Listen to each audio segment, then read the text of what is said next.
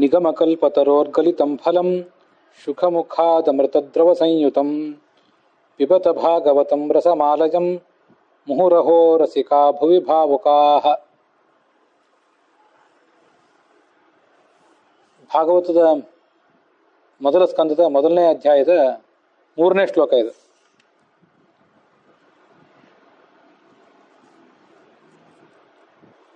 ಈ ಶ್ಲೋಕದಲ್ಲಿ ಭಾಗವತದ ಶ್ರವಣ ಅದೆಷ್ಟು ಮಹತ್ವದ್ದು ಅನ್ನೋದನ್ನು ವ್ಯಾಸರು ವರ್ಣಿಸ್ತಾರೆ.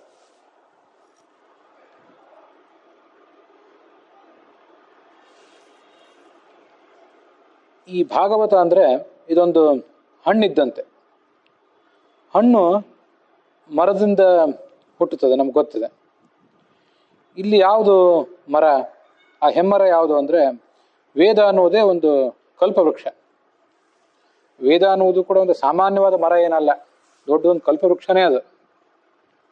ಆ ಕಲ್ಪವೃಕ್ಷದಿಂದ ವೇದವ್ಯಾಸರೇ ಉದುರಿಸಿದಂಥ ಹಣ್ಣು. ಮತ್ತೆ ನಮಗೆಲ್ಲ ಗೊತ್ತಿರುವಂತೆ ಯಾವುದೇ ಮರದ ಹಣ್ಣಿನಲ್ಲಿ ರುಚಿ ಯಾವಾಗಿರ್ತದೆ, ಮತ್ತು ಅಲ್ಲಿರುವ ಕಾಯಿಗಳೆಲ್ಲ ಹಣ್ಣಾಗಿವೆ, ನಾವಿನ್ನು ಅದನ್ನು ಸ್ವೀಕಾರ ಮಾಡಬಹುದು ಅಂತ ನಮಗೆ ಯಾವಾಗ ಗೊತ್ತಾಗ್ತದೆ ಅಂದರೆ ಗಿಳಿವಿಂಡು ಅಲ್ಲಿ ಬಂದು ಆ ಹಣ್ಣುಗಳನ್ನು ಕಚ್ಚಿದರೆ ಆವಾಗ ಆ ಕಾಯಿಗಳು ಹಣ್ಣಾಗಿವೆ ಅಂತ ನಾವು ತಿಳ್ಕೋಬಹುದು.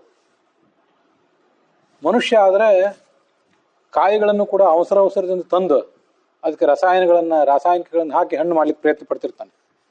ಅವನಿಗೆ ಎಲ್ಲವೂ ಅವಸರನೇ ಮನುಷ್ಯನಿಗೆ. ಆದರೆ ಗಿಣಿಗಳು ಹಾಗಲ್ಲ, ನೈಸರ್ಗಿಕವಾಗಿಯೇ ಹಣ್ಣಾದದನ್ನು ಮಾತ್ರ ಅವು ತಿಂತವೆ. ಹೀಗೆ ಗಿಳಿ ಕಚ್ಚಿದ ಹಣ್ಣು ತುಂಬ ಅಮೃತದಂತೆ ಸವಿಯಾಗಿರ್ತದೆ. ಹಾಗೆ ಭಾಗವತ ಅನ್ನುವಂಥ ಈ ಹಣ್ಣು ಕೂಡ ಶುಕಮುನಿ ಮೊದಲಾದವರು ಪ್ರವಚನ ಮಾಡಿದ್ದರಿಂದ ಅದು ಬಹಳ ಮಧುರವಾಗಿದೆ. ಮೂಲತಃ ಹುಟ್ಟಿದ್ದು ವೇದ ಎಂಬ ಕಲ್ಪವೃಕ್ಷದಿಂದ, ಉದುರಿಸಿದವರು ಇದೇ ವೇದವ್ಯಾಸರೇ. ಅದನ್ನು ಮುಂದೆ ಶುಕಾಚಾರ್ಯ ಮೊದಲಾದವರು ಪ್ರವಚನ ಮಾಡಿದರು. ಶುಕಾಚಾರ್ಯ ಪ್ರವಚನ ಮಾಡಿದರು, ಮುಂದೆ ಸೂತ ಪುರಾಣಿಕರು ಪ್ರವಚನ ಮಾಡಿದರು, ಮುಂದೆ ಅನೇಕ ಜನ ನಮ್ಮಂಥ ಪಕ್ಷಿಗಳು ಕೂಡ ಪ್ರವಚನ ಮಾಡ್ತಾನೆ ಇದ್ದಾರೆ, ಕೇಳ್ತಾನೆ ಇದ್ದಾರೆ. ನಮ್ಮಂಥ ಪಕ್ಷಿಗಳು ಅದನ್ನು ಆಸ್ವಾದನೆ ಮಾಡ್ತಾ ಇದ್ದೀವಿ. ಮುಖ್ಯವಾಗಿ ಬಹಳ ಮಧುರವಾಗಿದೆ ಅದು. ಮತ್ತು ಮೋಕ್ಷ ಅನ್ನುವಂಥ ಫಲಕ್ಕೂ ಕೂಡ ಅದೇ ಕಾರಣ, ಅಮೃತದ್ರವ ಸಂಯುತಂ.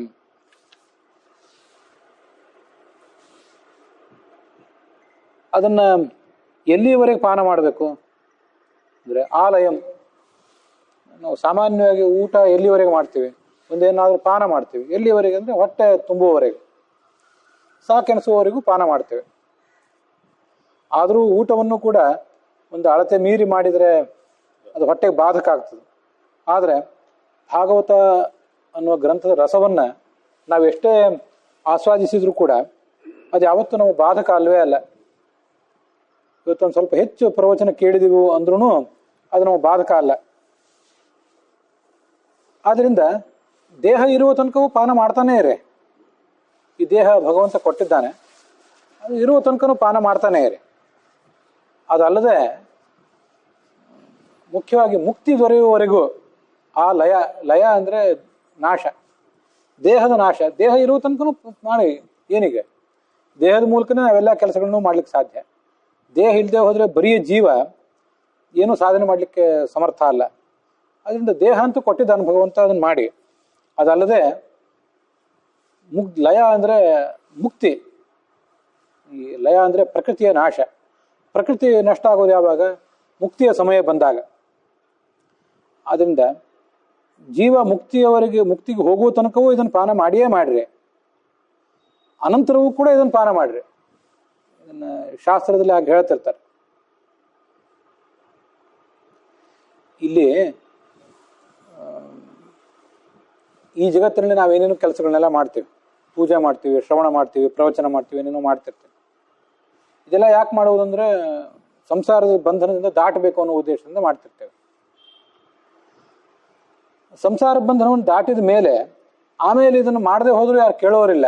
ನೀವು ಪೂಜೆ ಯಾಕೆ ಮಾಡಲಿಲ್ಲ, ಪ್ರಾತಃ ಕಾಲದಲ್ಲಿ ಹೇಳಲಿಲ್ಲ ಯಾಕೆ, ಇದನ್ನ ಯಾರು ಕೇಳೋರು ಯಾರು ಇರೋದಿಲ್ಲ. ಆದರೂ ಕೂಡ ಅವ್ರು ಮಾಡೇ ಮಾಡ್ತಾ ಇರ್ತಾರೆ. ನಾಳೆ ಮುಕ್ತಿ ಹೋದರೂ ಅವ್ರು ಮಾಡ್ತಿರ್ತಾರೆ, ಭಗವಂತನನ್ನು ಹಾಡಿ ಹೊಗಳ್ತಿರ್ತಾರೆ, ಇನ್ನು ಸಂಕೀರ್ತನ ಮಾಡ್ತಾರೆ, ಪೂಜಾ ಮಾಡ್ತಾರೆ. ಯಾಕೆ ಮಾಡ್ತಾರೆ ಅಂದರೆ ಅಭ್ಯಾಸ ಆಗಿ ಹೋಗಿಬಿಟ್ಟಿರ್ತದೆ, ಬಿಟ್ಟಿರ್ಲಿಕ್ಕೆ ಮನಸ್ಸಾಗೋದಿಲ್ಲ. ಈ ಜಗತ್ತಿನಲ್ಲಿ ಯಾಕೆ ಮಾಡ್ತೇವೆ ನಾವು? ಹೆದರಿ ಮಾಡ್ತೀವಿ. ಮಾಡದೆ ಹೋದರೆ ಏನು ದೈವ ಪ್ರಕೋಪ ಬರ್ತದೋ, ದೇವರಲ್ಲಿ ಕುಪಿತನಾಗ್ತಾನೋ ಅಂತ ಹೆದರ್ತೀವಿ. ಅಲ್ಲಲ್ಲಿ ನಡುವೆ ಜ್ಯೋತಿಷಿಗಳು ಮೊದಲಾದವರು ಏನಾದ್ರು ತೊಂದರೆ ಆಯಿತು ಅಂತ ಅವ್ರ ಹತ್ರ ಹೋದಾಗ, ಹೌದು ನೀವು ಯಾವುದೋ ನಿಮ್ಮ ಕುಲದೇವ್ರಿಗೆ ಪೂಜೆ ಮಾಡಲಿಲ್ಲ, ಮತ್ತೊಂದೇನೋ ಕಾರಣ ಹೇಳ್ತಾರೆ ಅಂತೂ ಹೆದರಿ ಏನೇನು ಮಾಡಬೇಕು ಅದನ್ನೆಲ್ಲ ಮಾಡೇ ಮಾಡ್ತೀವಿ. ಆವಾಗ ಅಂಥ ಹೆದರಿಕೆ ಏನು ಇರೋದಿಲ್ಲ. ಭಗವಂತನ ಬಗ್ಗೆ ಭಕ್ತಿ ಮಾತ್ರ ಇರ್ತದೆ, ಭಗವಂತನ ಬಗ್ಗೆ ಭಯನೂ ಇರ್ತದೆ. ಆದರೆ ಜಗತ್ತಿನಲ್ಲಿ ನಾವು ಬೇರೆ ಯಾವುದೋ ಸಂಗತಿಗೆ, ಬೇರೆ ಯಾವುದೋ ವ್ಯಕ್ತಿಗೆ, ಯಾವುದೋ ಕೆಟ್ಟ ಪರಿಸ್ಥಿತಿಗೆ ಹೇಗೆ ಹೆದರ್ತೀವೋ ಹಾಗೆ ಭಗವಂತನಿಗೆ ಹೆದರೋದಿಲ್ಲ. ಭಗವಂತನ ಬಗ್ಗೆ ಭಯ ಮಿಶ್ರಿತವಾದ ಭಕ್ತಿಯಿಂದನೇ ಎಲ್ಲ ಕೆಲಸಗಳನ್ನು ಮಾಡ್ತೀವಿ. ಇಲ್ಲಾದರೂ ಕೂಡ ಹೆದರಿ ಮಾಡಬಾರ್ದಂತೆ. ಹೆದರಿ ಮಾಡೋದೇನು ಅಷ್ಟು ಬುದ್ಧಿವಂತಿಕೆ ಅಲ್ಲ ಅದು. ನ ವಿಧೇಹೇ ಚಕಿತಶ್ಚರ್ಯತ್ ಅಂತ ಮುಂದೆ ಭಾಗವತದಲ್ಲೇ ಹೇಳ್ತಾರೆ. ಚಕಿತೇ ಫಲಂ ಅತ್ಯಂತಂ. ಹೆದರಿ ಮಾಡಿದರೆ ಮಾಡೋದು ಮಾಡ್ತೀರಿ, ಫಲ ಕಡಿಮೆ ಆಗ್ತದೆ. ಸಂಪೂರ್ಣವಾದ ಮನಸ್ಸಿನಿಂದ, ತೃಪ್ತವಾದ ಮನಸ್ಸಿನಿಂದ ಮಾಡ್ಬೇಕಂತ. ಮನೋಯತ್ರ ಪ್ರಸೀದತೆ ಅಂತ ಅನೇಕ ಕಡೆ ಧರ್ಮಾಚರಣೆ ಏನು ಮಾಡ್ತಾರೆ, ಮನಸ್ಸಿಗೆ ಸಂತೋಷ ಆಗುವಂತೆ ಮಾಡಬೇಕು. ಯತ್ರ ಚ ಆತ್ಮ ಪ್ರಸೀದತೆ ಮನಃಪೂತಂ ಸಮಾಚರೇತ್. ಏನೇ ಕೆಲಸ ಮಾಡುವಾಗ ಇದೇನೋ ಧರ್ಮಾಚರಣೆ ಯಾರೋ ಹೇಳಿದ್ದಾರೆ ಅದನ್ನ ಮಾಡಬೇಕು, ಮಾಡದಿದೇನೋ ತೊಂದರೆ ಆದಿತ್ತು, ತಂದೆ ತಾಯಿಂದ್ರಾದ್ರೂ ಕೋಪ ಮಾಡ್ಕೋತಾರೆ ಅನ್ನುವ ಚಿಂತೆ ಎಲ್ಲ ಬಿಟ್ಟು ಸಂತುಷ್ಟವಾದ ಮನಸ್ಸಿನಿಂದ ಮಾಡಿದರೆ ಅದಕ್ಕೆ ಫಲ ಹೆಚ್ಚು.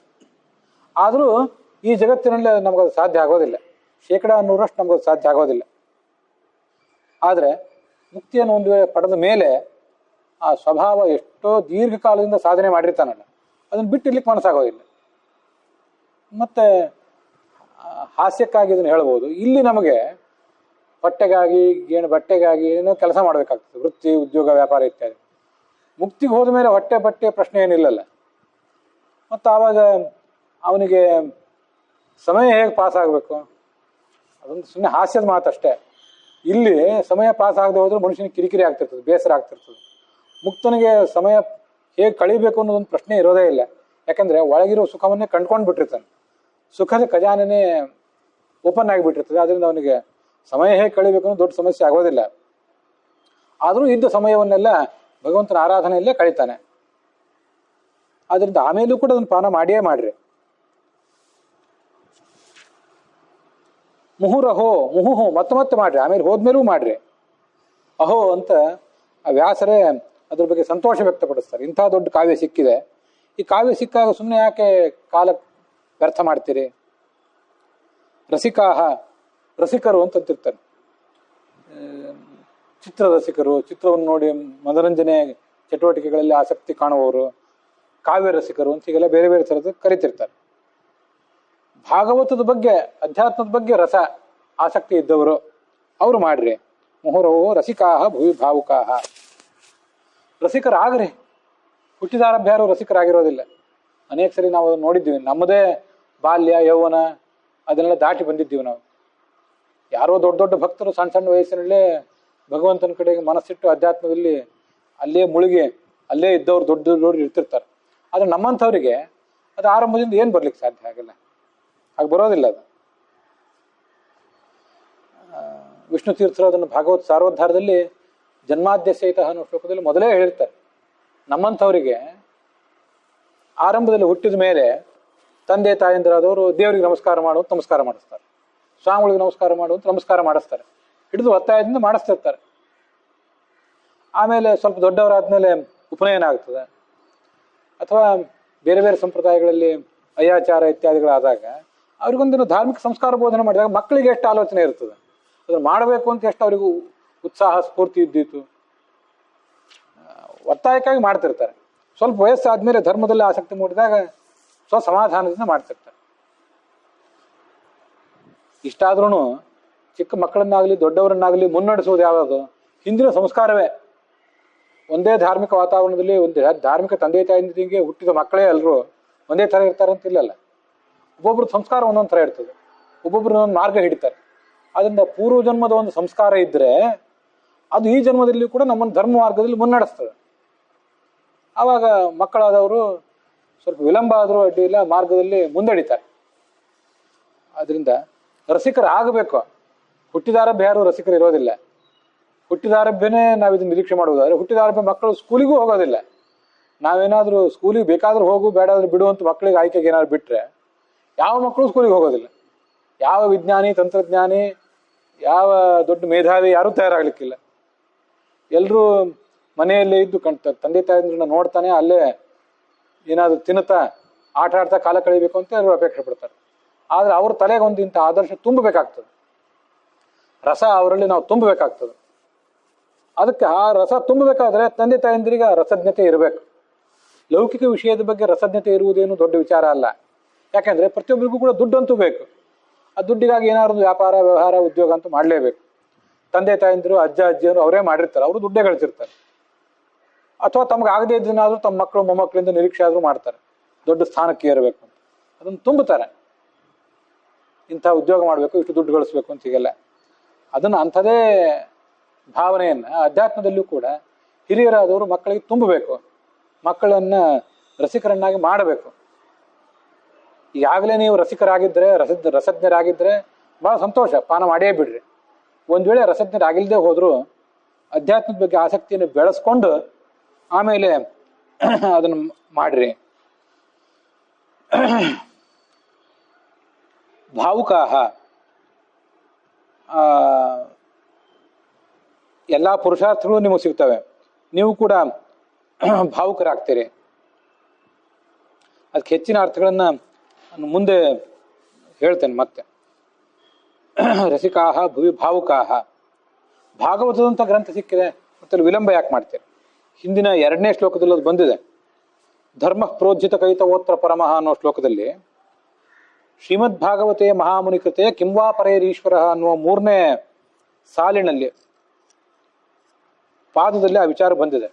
ಮಹಾಮುನಿಗಳಾದ ವೇದವ್ಯಾಸರು ರಚನೆ ಮಾಡಿದಂಥ ಭಾಗವತ ಕಣ್ಣೆದುರಿಗಿದ್ದಾಗ ಪರೈಹಿ ವ್ಯರ್ಥವಾದ ಸಂಗತಿಗಳು, ವ್ಯರ್ಥವಾದ ಗ್ರಂಥಗಳ ಬಗ್ಗೆ ಯಾಕೆ ಮನಸ್ಸು ಹಾಕ್ತೀರಿ? ಮನಸ್ಸು ಇಡಬೇಡ್ರಿ. ಅಲ್ಲಿ ಅರ್ಥ ಕಾಮಗಳ ಬಗ್ಗೆ ಯಾಕೆ ಮನಸ್ಸು ಕಾಣ್ತೀರಿ? ಬೇರೆ ಬೇರೆ ಗ್ರಂಥಗಳ ಬಗ್ಗೆ, ವ್ಯರ್ಥವಾದ ಗ್ರಂಥಗಳ ಬಗ್ಗೆ ಗಮನ ಕೊಟ್ಟು ಯಾಕೆ ಸಮಯ ಹಾಳು ಮಾಡ್ಕೊಳ್ತೀರಿ? ಇದ್ರ ಬಗ್ಗೆ ಗಮನ ಕೊಡ್ರಿ. ಇಂಥವ್ರನ್ನ ನೋಡಿ ಅಹೋ ಅಂತ ಅವ್ರಿಗೆ ಸಂತೋಷ ಆಗ್ತದಂತ ವ್ಯಾಸರಿಗೆ. ಮಹಾಭಾರತದಲ್ಲಿ ಅವನ ಮಾತು ಬರ್ತದೆ, ಹಿಂದೆನೂ ಹೇಳಿದ್ದೆ. ಊರ್ಧ್ವಬಾಹುರಿ ವಿರೌಮ್ಯೇಶ ನಚ ಕಶ್ಚಿತ್ ಶೃಣೋತಿ ಮೇ ಧರ್ಮಾದ ಅರ್ಥಶ್ಚ ಕಾಮಶ್ಚ ಸ ಕಿಮರ್ಥಂ ನ ಸೇವ್ಯತೆ. 2 ಕೈ ಮೇಲೆತ್ತಿ ಜೋರಾಗಿ ಹೇಳ್ತಿದ್ದೇನೆ. ಏನಂತ? ಧರ್ಮಾಚರಣೆ ಮಾಡ್ರಿ ಸಾಕು. ಅದರಿಂದ ದುಡ್ಡು ಸಿಗ್ತದೆ, ಸ್ವಲ್ಪ ವಿಳಂಬೆಗಾದರೂ ಸಂಪತ್ತು ಬರ್ತದೆ ಧರ್ಮಾಚರಣೆಯಿಂದ. ಅರ್ಥಪ್ರಾಪ್ತಿನೂ ಆಗ್ತದೆ, ಕಾಮಪ್ರಾಪ್ತಿನೂ ಆಗ್ತದೆ. ಆದರೆ ಇಷ್ಟೆಲ್ಲ ನಾನು ಹೇಳಿದ್ರು, ಧರ್ಮದ ಮಹತ್ವದ ಬಗ್ಗೆ ಹೇಳಿದ್ರು ನಚ ಕಶ್ಚಿತ್ ಶೃಣೋತಿಮೆ, ಯಾರು ನನ್ನ ಮಾತು ಕೇಳ್ತಿಲ್ಲ. ಸ ಕಿಮರ್ಥಂ ನ ಸೇವಿತೆ, ಧರ್ಮಾಚರಣೆ ಯಾಕೆ ನೀವು ಮಾಡ್ತಿಲ್ಲ ಅಂತ ವ್ಯಾಸ 2 ಕೈಗಳನ್ನು ತೋಳುಗಳನ್ನು ಮೇಲೆತ್ತಿ ಹೇಳ್ತಾರಂತೆ. ಆ ಥರ ಇಲ್ಲೂ ಹೇಳ್ತಿದ್ದಾರೆ. ಈ ಭಾಗವತವನ್ನು ಕೇಳಿ ಬನ್ನಿರಿ, ಹೇಳಿ ಬನ್ನಿರಿ ಅಂತ ಇಲ್ಲಿಯೂ ಕೂಡ ಕರಿತಾ ಇದ್ದಾರೆ.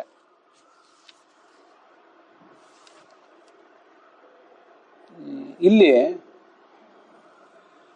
ಭಾಗವತದ ಫಲ ಏನು ಅಂತ ಹಿಂದೆ ಹೇಳಿದ್ದಾರೆ. ಧರ್ಮ ಪ್ರೋಜ್ಜಿತ ಕೈತವ ಅನ್ನೋ ಶ್ಲೋಕ 2ನೇ ಶ್ಲೋಕದಲ್ಲಿ ಆ ವಿಷಯ ಬಂದಿದೆ. ಭಗವಂತನನ್ನು ಕಾಣುವುದು, ಸಕಲ ತಾಪತ್ರಯಗಳನ್ನು ಪರಿಹಾರ ಮಾಡುವಂತಹ ಭಗವಂತನನ್ನು ಕಾಣುವುದು, ಮುಕ್ತಿಯನ್ನು ಪಡೆಯುವುದು ಅದರ ದೊಡ್ಡ ಪ್ರಯೋಜನ ಅಂತ ಹಿಂದೆ ಹೇಳಿದ್ದಾರೆ.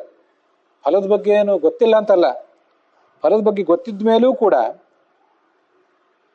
ಪ್ರಶಂಸಾ ವಿಧಿಭ್ಯಾಮ್ ಮತ್ತಷ್ಟು ಅದನ್ನು ಪ್ರಶಂಸೆ ಮಾಡಿದರೆ, ಮತ್ತಷ್ಟು ಪ್ರಶಂಸೆ ಮಾಡಿದರೆ, ಹಾಗಾದರೆ ನಾವು ಅದನ್ನೊಂದು ಬಾರಿ ನೋಡಿಬಿಡೋಣ ಅಂತ ಗೊತ್ತಾಗ್ತದೆ.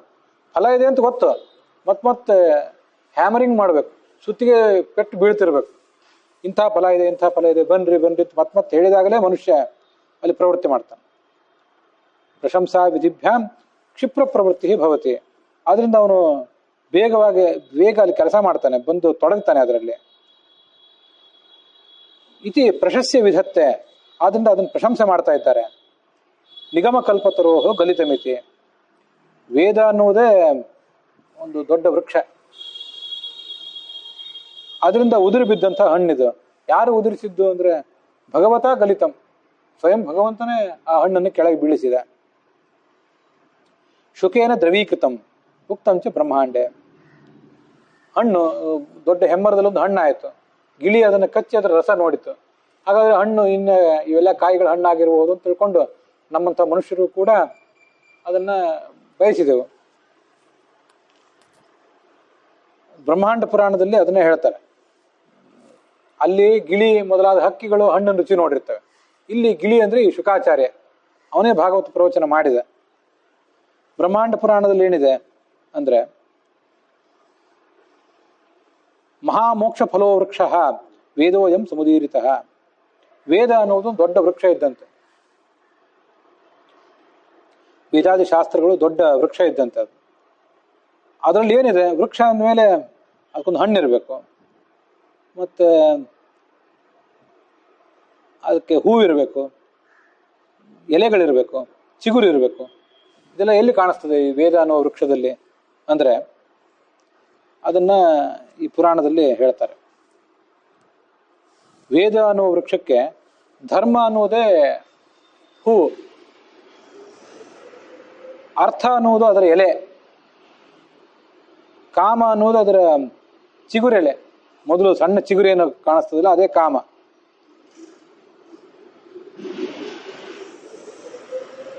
ಮತ್ತೆ ಮೋಕ್ಷ ಅನ್ನುವುದು ಅದರ ಫಲ. ಇದೊಂದು ತುಂಬಾ ಸುಂದರವಾದಂಥ ಹೋಲಿಕೆ. ಮೊದಲು ನಮಗೆ ವೃಕ್ಷದಲ್ಲಿ ಕಾಣಿಸುವುದು ಚಿಗುರು, ಆ ಚಿಗುರು ದೊಡ್ಡ ಎಲೆ ಆಗ್ತದೆ, ಆ ಎಲೆಯಿಂದ ಮುಂದೆ ಕಾಯಿ ಆಗ್ತದೆ, ಕಾಯಿಯಿಂದ ಮುಂದೆ ಹಣ್ಣಾಗ್ತದೆ. ಈ ಕೆಲವು ವೃಕ್ಷಗಳಲ್ಲಿ ಕಾಯಿ ಬಿಟ್ಟು ಆಮೇಲೆ ಹಣ್ಣಾಗ್ತದೆ, ಕೆಲವು ಕಡೆ ನೇರವಾಗಿ ಹಣ್ಣಾಗ್ತಿರ್ತದೆ. ಇಂಥವೆಲ್ಲ ನಾನಾ ಥರದ ವೃಕ್ಷಗಳನ್ನು ನಾವು ನೋಡಿರ್ತೀವಿ. ಕಾಮ ಅನ್ನುವುದೊಂದು ಚಿಗುರೆಲೆ, ಪಲ್ಲವ ಅಂದ್ರೆ ಚಿಗುರೆಲೆ. ಕಾಮ ಅದೊಂದು ಚಿಗುರೆಲೆ. ಅದೇನು ಕಾಮ ಅಂದ್ರೆ ಚಿಗುರೆಲೆ? ಕಾಮ ಅಂದ್ರೆ ಸ್ತ್ರೀ ಪುರುಷರ ನಡುವೆ ಒಂದೇನು ಕಾಮ ಇರ್ತದಲ್ಲ, ಆ ಕಾಮವನ್ನು ಇಲ್ಲೇನು ಹೇಳ್ತಿಲ್ಲ. ಅದು ಅಲ್ಲ ಅಂತಲ್ಲ, ಅದು ಒಂದು ಕಾಮನೆ. ಮತ್ತೆ ಅದಲ್ಲದೆ ಕಾಮ ಅಂದ್ರೆ ಬಯಕೆ.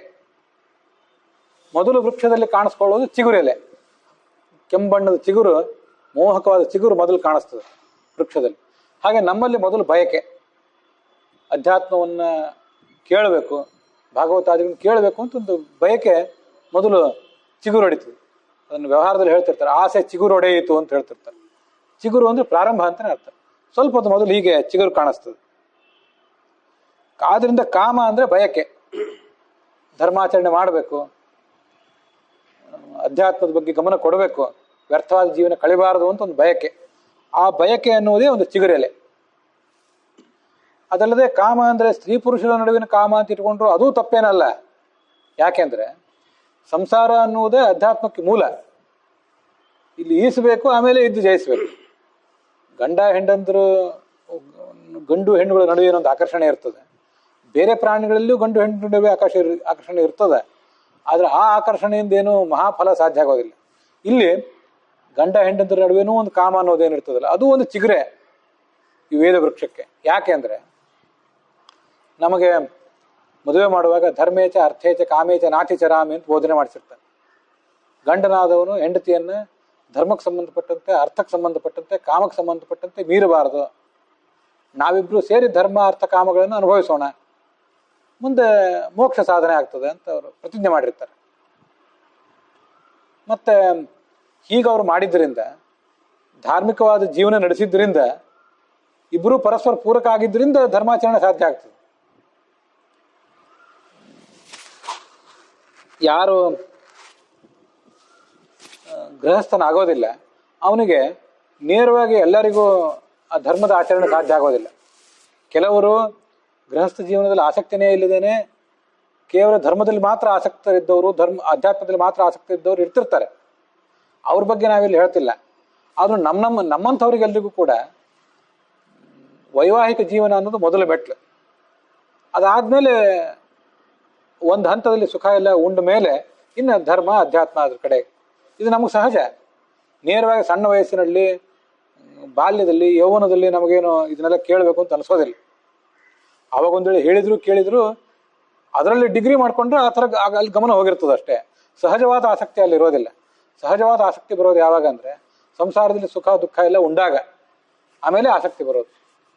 ಇದು ಈಸಬೇಕು, ಆಮೇಲೆ ಈಸಿಯೇ ಜಯಿಸ್ಬೇಕು.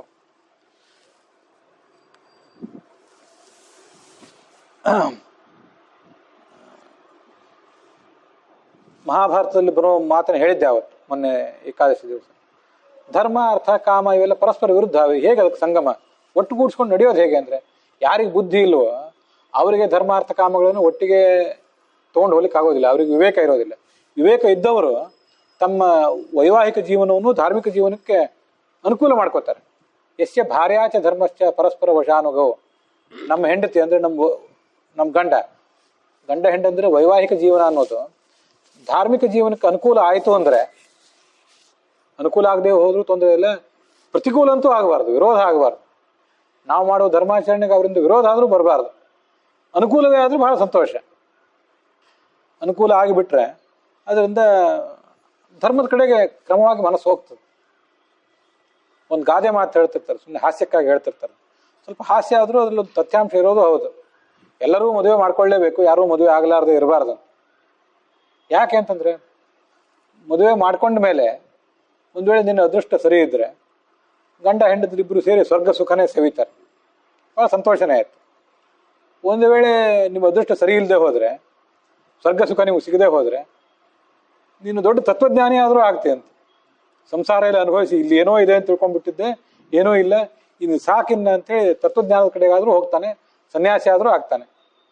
ಎಲ್ಲರೂ ಆಗಲೇಬೇಕು. ಯಾಕೆಂದರೆ ಈ ಕಾರಣದಿಂದ ಸುಖ ಉಂಡ್ರಿ, ಸುಖ ಉಂಡು ಆಮೇಲೆ ಇದು ಸುಖ ಅಶಾಶ್ವತ ಅಂತ ತಿಳಿದು ಆ ಕಡೆಗೆ ಮನಸ್ಸು ಕೊಡ್ರಿ. ಆದ್ರಿಂದ ಮೊದಲು ಕಾಮ ಅನ್ನೋದೊಂದು ಚಿಗುರೆಲೆ, ಮೊದಲು ಕಾಣಿಸ್ಕೊಳ್ಳೋದು ಕಾಮ ಅಂದ್ರೆ ಬಯಕೆ ಅಂತ ಅರ್ಥ, ಅಥವಾ ಗಂಡು ಹೆಣ್ಣಿನ ನಡುವಿನ ಕಾಮ. ಅದಾದ್ಮೇಲೆ ಅರ್ಥ ಅನ್ನುವುದು ಅದರ ಎಲೆ. ಅರ್ಥ ಸಂಪಾದನೆ, ದುಡ್ಡಿನ ಸಂಪಾದನೆ ಅನ್ನೋದೇನಿದೆ, ಸಂಪತ್ತಿನ ಸಂಪಾದನೆ, ಅದು ಎಲೆ. ಬಯಕೆಯಿಂದ ಸಂಸಾರವನ್ನ ನಮ್ದು ನಮ್ಮ ಕುಟುಂಬ ಅಂತ ಕಾಣುವ ಬಯಕೆಯಿಂದ ನಾವು ದುಡ್ಡು ಸಂಪಾದನೆ ಮಾಡ್ತೇವೆ. ಇಲ್ಲದೆ ಹೋದ್ರೆ ದುಡ್ಡು ಯಾರಿಗೂ ಬೇಕಾಗ್ತಿರ್ಲಿಲ್ಲ. ನಾವು ನಮ್ಮ ಕುಟುಂಬ, ನಮ್ಮ ಮಕ್ಕಳು ಮೊಮ್ಮಕ್ಕಳು ಇವ್ರಿಗೆ ಮಾಡಿಡಬೇಕು ಅಂತ ನಾವು ಎಷ್ಟೆಲ್ಲ ಒದ್ದಾಡೋದು. ಅದನ್ನ ಅರ್ಥ ಅನ್ನುವುದು ಎಲೆ, ಚಿಗುರಿದ್ದದ್ದು ಎಲೆಯಾಗಿ ಪರಿಣಮಿಸ್ತದೆ. ಮೊದಲು ಕಾಮ, ಆಮೇಲೆ ಅರ್ಥ, ಅದಾದ್ಮೇಲೆ ಧರ್ಮಾಚರಣೆ. ಧರ್ಮ ಅನ್ನೋದು ಅದ್ರ ಹೂವು ಕಾಣಿಸ್ಕೊತದೆ. ಆ ಎಲೆ ಜೊತೆಗೇನೆ ಅಲ್ಲಲ್ಲಿ ಹೂ ಕಾಣಿಸ್ಕೊತದೆ. ಧರ್ಮ ಪುಷ್ಪ ಅಂತ ಹೇಳಿದ್ದು ಅದನ್ನೇ. ಹೂವಿದ್ದದ್ದೇ ಹಣ್ಣಾಗ್ತದೆ ಕೆಲವು ಕಡೆ, ನಮಗೆ ಗೊತ್ತಿದೆ. ಆ ಹೂವಿದ್ದದ್ದೇ ಹಣ್ಣು, ಮಾವಿನ ಹೂವೇ ಮುಂದೆ ಹಣ್ಣಾಗ್ತದೆ. ಅದರಂತೆ ಧರ್ಮಾಚರಣೆಯನ್ನು ನಾವು ಮಾಡಿದರೆ ಅದರಿಂದಲೇ ಮುಕ್ತಿ. ಮಹಾಮೋಕ್ಷ ಫಲ. ಹೂವಿನಿಂದ ಹಣ್ಣು ಹೇಗೋ, ಹೂವಿನಿಂದ ಕಾಯಿ, ಕಾಯಿಯಿಂದ ಹಣ್ಣು ಹೇಗೋ, ಹಾಗೆ ಧರ್ಮಾಚರಣ ಅನ್ನುವ ಹೂವಿನಿಂದ ಕಾಯಿಯಾಗಿ, ಕಾಯಿಯಿಂದ ಮೋಕ್ಷ ಅನ್ನುವಂಥ ಹಣ್ಣು ಸಿಗ್ತದೆ, ಮಹಾಮೋಕ್ಷ. ಅದೇ ಒಂದು ಫಲ. ಇದು ವೇದ ಅನ್ನೋ ಒಂದು ವೃಕ್ಷ. ಈ ವೃಕ್ಷವನ್ನ ಈ ವೇದವ್ಯಾಸರು ನೋಡಿದ್ರಂತೆ. ಆವಾಗ ಅವ್ರೇನ್ ಮಾಡಿದ್ರು, ಈ ವೃಕ್ಷವನ್ನೇ ಹೀಗೆ ಇಟ್ಬಿಟ್ರೆ ಇದನ್ನ ಮೇಲೆ ಹತ್ತಿ ಹಣ್ಣು ತಗೊಳ್ಳೋರು ಯಾರು? ಇವತ್ತಿನ ಕಾಲದಲ್ಲಿ ತೆಂಗಿನ ಮರದಿಂದ ಕಾಯಿಗಳನ್ನಾಗ್ಲಿ ಹಣ್ಣುಗಳನ್ನಾಗ್ಲಿ ಉದುರಿಸಿ ತಿನ್ನೋ ಶಕ್ತಿ ಯಾರಿಗೂ ಇರೋದಿಲ್ಲ. ಹಣ್ಣುಗಳನ್ನಾದ್ರೂ ತಿನ್ನೋ ಶಕ್ತಿನೂ ಮೇಲೆ ಹತ್ತಿ ಯಾರು ತಿಂತಾರೆ? ತೆಗೆದು ಕೊಡ್ಬೇಕು ನಮ್ಗೆ. ಇವತ್ತು ನಮ್ಮ ಪರಿಸ್ಥಿತಿ ಹೀಗಿದೆ. ಆದ್ರಿಂದ ವೇದ ಅನ್ನುವ ವೃಕ್ಷವನ್ನು ಹತ್ತಿ ಆ ಹಣ್ಣುಗಳನ್ನು ತಗೊಳ್ಳೋರು ಯಾರು? ಅದಕ್ಕಾಗಿ ಅವರು ತಾವೇ ಹಣ್ಣುಗಳನ್ನು ಉದುರಿಸಿ ಕೊಟ್ರಂತ. ಸ್ವಯಂ ಶುಕಾಚಾರ್ಯನೇ, ಸ್ವಯಂ ಭಗವಂತನೇ ಅದನ್ನು ಮಾಡಿದ. ಶಾತಿತಾನಿ ಫಲಾನೀಹ ಕೃಷ್ಣದ್ವೈಪಾಯನೇನಿತ್ತು. ಕೃಷ್ಣದ್ವೈಪಾಯನ ಅಂದ್ರೆ ವೇದವ್ಯಾಸ. ಆ ಕಾಲದಲ್ಲಿ ಇಬ್ರು ಕೃಷ್ಣರಿದ್ರು ಮಹಾಭಾರತದ ಕಾಲದಲ್ಲಿ. ಒಬ್ಬ ರುಕ್ಮಿಣಿ ರಮಣ, ಪಾಂಡವರ ಸೋದರ ಮಾವನ ಮಗ ಕೃಷ್ಣ. ಅವನಿಗೆ ವಾಸಿಷ್ಠ ಕೃಷ್ಣ ಅಂತ ಹೆಸರು. ಅವನಿಗೆ ವಾಸಿಷ್ಠ ಕೃಷ್ಣ ಅಲ್ಲ, ಯಾದವ ಕೃಷ್ಣ ಅಂತ ಹೆಸರು. ಅವನು ಯದುವಂಶದಲ್ಲಿ ಹುಟ್ಟಿದವನು. ಇನ್ನು ವೇದವ್ಯಾಸರು ಅದೇ ಕಾಲದಲ್ಲಿದ್ದರು. ಅವರಿಗೆ ವಾಸಿಷ್ಠ ಕೃಷ್ಣ ಅಂತ, ವಸಿಷ್ಠ ಗೋತ್ರದಲ್ಲಿ ಹುಟ್ಟಿದವರು. ವಸಿಷ್ಠನ ಮಗ ಶಕ್ತಿ, ಶಕ್ತಿಯ ಮಗ ಪರಾಶರ, ಪರಾಶರರ ಮಗನೇ ವೇದವ್ಯಾಸ. ಇಬ್ಬರಿಗೂ ಕೃಷ್ಣ ಅಂತಲೇ ಹೆಸರು. ಆ ಕೃಷ್ಣ ದ್ವೈಪಾಯನರು, ದ್ವೈಪಾಯನ ಅಂದರೆ ದ್ವೀಪದಲ್ಲಿ ಹುಟ್ಟಿದವರು. ಯಮುನಾ ನದಿಯ ದ್ವೀಪದಲ್ಲಿ ಸತ್ಯವತಿ ಮತ್ತು ಪರಾಶರರಿಂದ ಹುಟ್ಟಿದವರು ಅವರು. ಅದಕ್ಕೆ ಅವರವರನ್ನು ದ್ವೈಪಾಯನ ಅಂತಾರೆ. ಆ ದ್ವೈಪಾಯನರು ಈ ಹಣ್ಣುಗಳನ್ನು ಬೀಳಿಸಿದ್ದಾರೆ. ಭಾರತಾದೀನಿ, ಭಾರತ ಮೊದಲಾದ ಹಣ್ಣುಗಳನ್ನು ಅಂತ. ಭಾರತಾದೀನಿ ಅಂತ ನಾವು ನೋಡ್ತಿರುವ ಭಾಗವತ್ ತಾತ್ಪರ್ಯದಲ್ಲಿದೆ.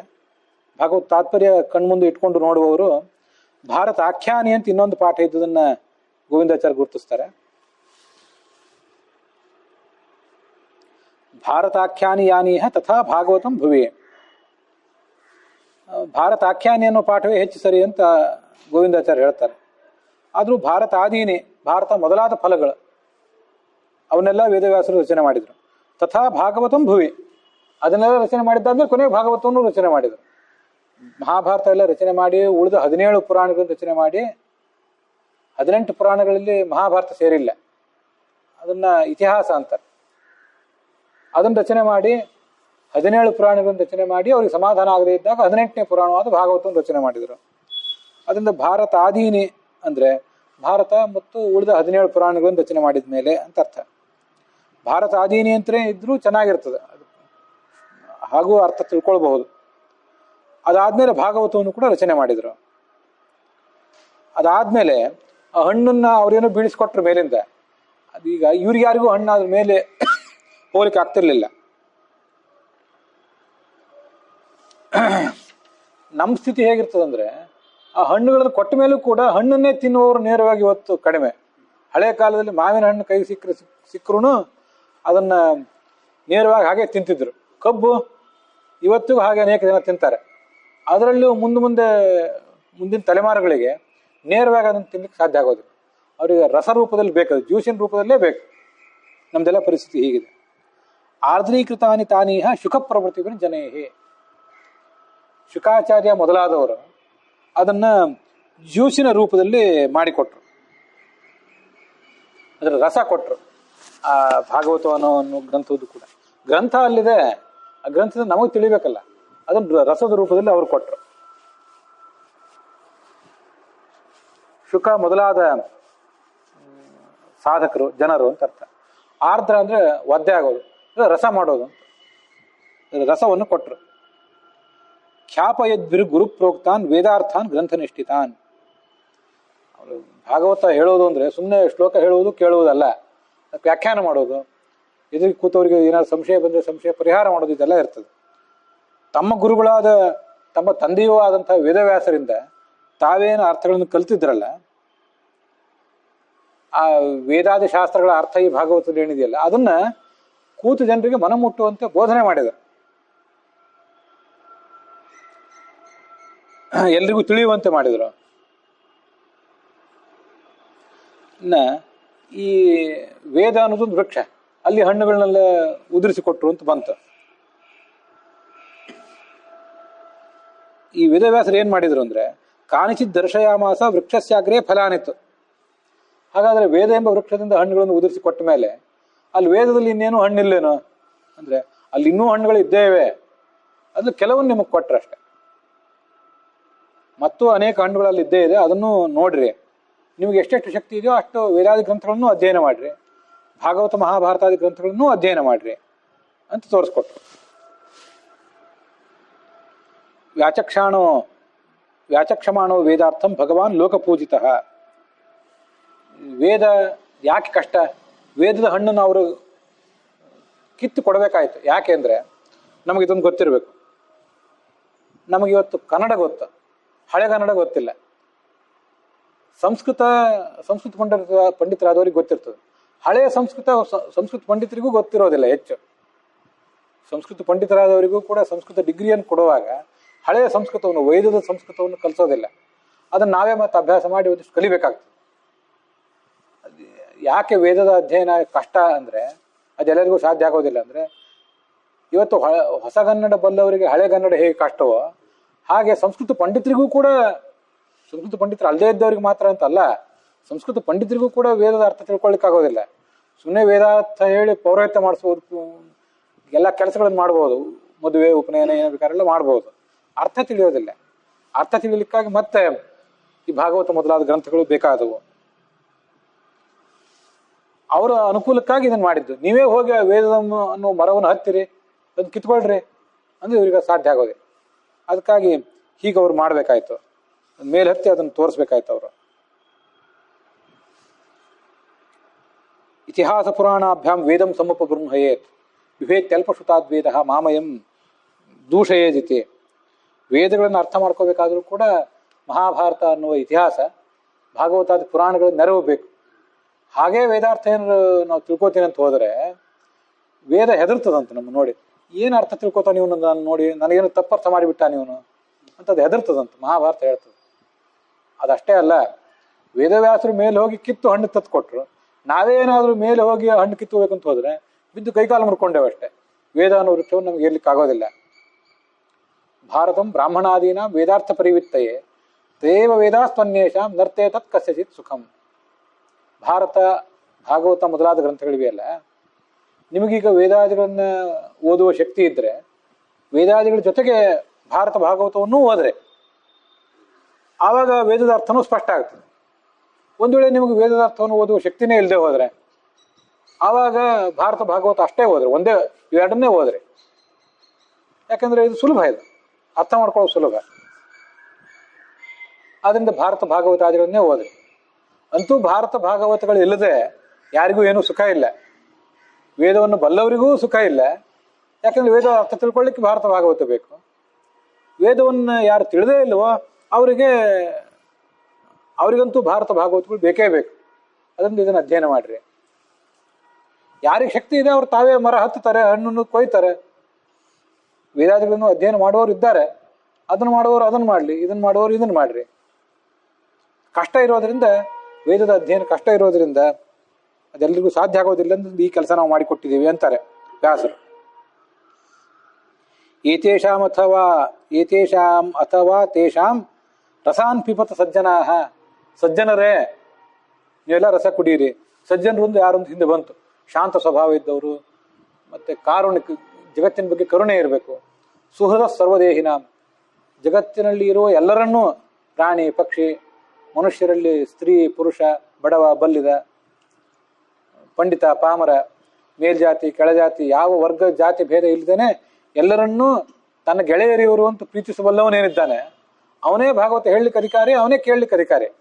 ಉಳಿದೇ ಇದ್ದವರು ಕ್ಷುಲ್ಲಕ ಮನಸ್ಸಿನವರು, ಸಂಕುಚಿತ ಮನಸ್ಸಿನವರು, ಅವ್ರು ಯಾರು ಇದನ್ನು ಕೇಳಲಿಕ್ಕೂ ಅಧಿಕಾರಿಗಳಲ್ಲ, ಹೇಳಲಿಕ್ಕೂ ಅಧಿಕಾರಿಗಳಲ್ಲ ಅಂತ ಹಿಂದೆ ಬಂದಿದೆ. ಮೊನ್ನೆ ಅದು ನೋಡಿದ್ದೀವಿ ಏಕಾದಶಿ ದಿವಸ. ಆದ್ದರಿಂದ ಸಜ್ಜನರೇ ಬನ್ರಿ, ಕುಡೀರಿ. ನಿಮ್ಮ ಮನಸ್ಸಿನಲ್ಲಿ ಏನೋ ದುಷ್ಟ ಭಾವನೆ ಇದ್ರೆ ಕಿತ್ತೊಗೀರಿ, ಸಜ್ಜನರಾಗಿ ಬನ್ರಿ. ಆ ಮೋಕ್ಷಾನ್ ಮಹತಿ ತೃಪ್ತಿ. ಮೋಕ್ಷ ಆಗುವ ತನಕನೂ ಸಿಗುವ ತನಕನೂ ಕುಡೀರಿ. ಅದಕ್ಕಾಗಿ ಅಲ್ಲ ಇದನ್ನೆಲ್ಲ ಮಾಡೋದು. ಇದೇನು ಡಿಗ್ರಿ ಪಡ್ಕೊಳ್ಳಿಕ್ಕಾಗಿ ಮಾಡೋದಲ್ಲ, ಯಾವುದಕ್ಕೆ ನೌಕರಿ ಸಿಗ್ಲಿಕ್ಕಾಗಿ ಮಾಡೋದಲ್ವಲ್ಲ. ಅಹೋಮೇ ಪಶ್ಯತೋ ಭವೇತ್. ನಿಮ್ಮ ನೋಡಿ ನನಗೂ ಸಂತೋಷ ಆಗ್ತದೆ. ನಾನು ಸೃಷ್ಟಿ ಮಾಡಿದ ಈ ಜನ ಇದನ್ನೆಲ್ಲ ಅಧ್ಯಯನ ಮಾಡಿದ್ರಲ್ಲ, ಕೇಳಿದ್ರಲ್ಲ. ಭಗವಂತ ನಮ್ಮನ್ನು ಸೃಷ್ಟಿ ಮಾಡಿದ, ನಮಗೆ ಈ ಗ್ರಂಥವನ್ನೂ ಒದಗಿಸಿಕೊಟ್ಟ. ಹೀಗೆ ನಮಗೆ ದೇಹ ಕೊಟ್ಟ, ಮನಸ್ಸು ಕೊಟ್ಟ, ಶಕ್ತಿ ಕೊಟ್ಟ, ಮತ್ತು ಈ ಗ್ರಂಥವನ್ನೂ ರಚನೆ ಮಾಡಿಕೊಟ್ಟ. ಇಷ್ಟನ್ನೆಲ್ಲ ನೀವೆಲ್ಲ ಮಾಡಿದ್ರಿಂದ ನನಗೂ ಬಹಳ ಸಂತೋಷ ಆಗ್ತದೆ. ಆದ್ದರಿಂದ ಇದನ್ನು ಮಾಡ್ರಿ ಅಂತ ಸ್ವಯಂ ವೇದವ್ಯಾಸ ಎಲ್ಲ ಸಜ್ಜನರಿಗೂ ಒಂದು ಕರೆ ಕೊಡ್ತಾ ಇದ್ದಾರೆ. ಯಾವ ವರ್ಗಭೇದ, ಜಾತಿ ಭೇದ ಏನೂ ಇಲ್ಲ. ಭಗವಂತನ ಕಥೆಯನ್ನು ಸವಿಯುವ ಮನಸ್ಸೊಂದು ನಿಮಗಿದ್ರೆ ಅದೊಂದನ್ನು ಮಾಡ್ರಿ. ಹೇಳುವವನಿಗೂ ಕೇಳುವವನಿಗೂ ಇದು ಪ್ರಧಾನ ಲಕ್ಷಣ. ಸಮಸ್ತ ಜಗತ್ತಿನ ಬಗ್ಗೆ ಕರುಣೆ, ಎಲ್ಲರನ್ನೂ ತಮ್ಮ ಸ್ನೇಹಿತರು ಅಂತ ಭಾವಿಸೋದು. ಹಾಗೆ ಮಾಡಿ ಇದನ್ನ ಕೇಳಿರಿ. ಅದರಿಂದ ನಿಮಗೂ ತೃಪ್ತಿ ಇದೆ, ನನಗೂ ತೃಪ್ತಿ ಇದೆ, ಕೇಳ್ರಿ ಅಂತ ವೇದವ್ಯಾಸರು ಹೇಳ್ತಾ ಇದ್ದಾರೆ.